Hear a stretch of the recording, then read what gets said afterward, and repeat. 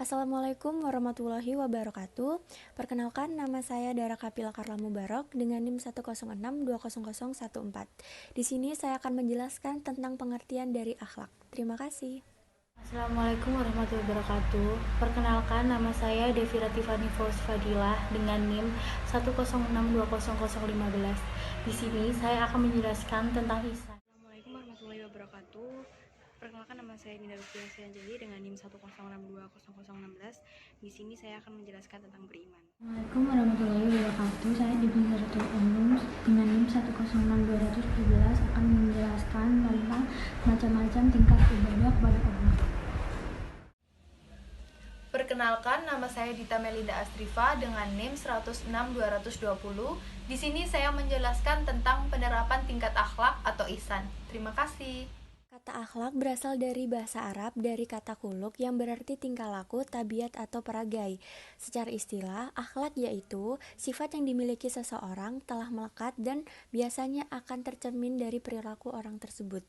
Kata akhlak telah disebutkan dalam Quran Surat Asy-Syud ayat 46 yang berarti sesungguhnya kami telah mensucikan mereka dengan menganugerahkan kepada mereka akhlak yang tinggi, yaitu selalu mengingatkan manusia kepada negeri. Lughah atau bahasa, al-ihsan berasal dari kata ahsana yahsinu ihsanan yang artinya membaguskan.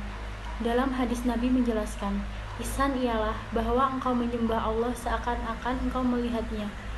Dan kalau engkau tidak melihatnya, maka sesungguhnya dia melihat engkau. Maka ihsan adalah ajaran tentang penghayatan pekat akan hadirnya Tuhan dalam hidup, melalui penghayatan diri sebagai sedang menghadap dan berada di depan hadiratnya ketika beribadah. Ihsan yaitu kamu beribadah kepada Allah seakan kamu melihatnya, dan apabila kamu tidak melihatnya, sesungguhnya Allah melihat. Pada dasarnya, iman berasal dari bahasa Arab yang artinya percaya. Namun, menurut istilah, iman berarti membenarkan dengan hati, mengucapkan dengan lisan, serta mengamalkan dengan perbuatan. Apabila kita sudah beriman kepada Allah, maka kita akan melakukan semua perintah yang telah ditetapkan, baik yang wajib maupun yang sunnah, dan kita akan meninggalkan semua larangan yang telah ditetapkannya. Contoh perbuatan beriman adalah beribadah. Adapun dalil naqli yang menguatkan penjelasan di atas, yang artinya, dan Tuhan itu Tuhan yang Maha Esa, tidak ada Tuhan selain Allah yang Maha Pemurah dan Maha Penyayang. Quran Surat Al-Baqarah ayat 163. Tingkat ibadah yang pertama adalah tingkat ibadah orang pedagang, karena pedagang ini kalau tidak untung rugi maka ia masih menghitung untung ruginya, dihitung pahala yang besar saja. Orang seperti ini disebut al-ibad atau hamba. Kedua adalah ibadah seorang ahli. Dia menghamba kepada Allah sebagaimana seorang budak pasrah kepada pemiliknya. Seorang budak yang sudah tidak bisa berbuat apa-apa kecuali yang diperintah oleh tuannya. Apa yang dicari oleh orang-orang ini yaitu dia mencari ridhonya Allah. Apa yang diridhoi Allah dia kerjakan, dan yang dilarang oleh Allah ia tinggalkan. Jangankan yang dilarang, yang suka saja dia tinggalkan. Ketiga adalah ibadatul arifin, yang dia inginkan adalah ma'rifatullah atau mengenal Allah.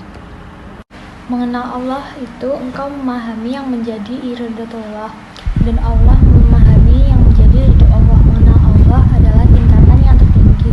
Orang yang sudah seperti ini, dia sudah tidak perlu berdoa karena Allah sudah tahu apa yang ada di dalam hatinya. Orang seperti ini tidak berani meminta kepada Allah karena ia merasa bahwa dirinya hina, apalah hak saya yang meminta sesuatu orang yang fakir ini. Keikhlasan orang-orang seperti ini sudah tidak perlu ditanyakan. Terakhir, penerapan tingkat akhlak atau ihsan. Sejatinya setiap muslim wajib membumikan sikap ihsan dalam kehidupan, baik dalam konteks membangun hubungan terhadap Allah maupun hubungan antar sesama. Allah Subhanahu wa Ta'ala berfirman pada Al-Quran Surat An-Nahl ayat 128 yang artinya, sesungguhnya Allah beserta orang-orang yang bertakwa dan orang-orang yang berbuat ihsan. Allah telah menunjukkan keutamaan seorang muhsin yang bertakwa kepada Allah, yang tidak meninggalkan kewajibannya dan menjauhi segala yang haram.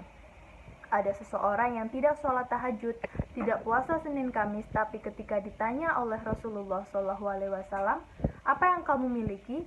Dia menjawab, saya mencintai Allah dan Rasulnya. Itu berarti bahwa tingkat mencintai Allah dan Rasul-Nya sangatlah tinggi. Sholat sedikit banyak amalnya, tetapi semua karena Allah Ta'ala.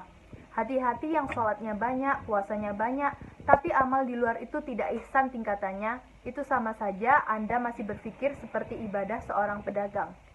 Jadi, mari kita awali membiasakan diri beribadah kepada Allah dengan ibadah yang tingkat setinggi-tingginya agar kita meningkatkan keimanan kita setiap hari. Yang dicari bukan pahala, meskipun kita yakin akan diberikan pahala oleh Allah. Akan tetapi yang kita cari adalah tokarub kepada Allah. Sekian dari kelompok kami. Wassalamualaikum warahmatullahi wabarakatuh.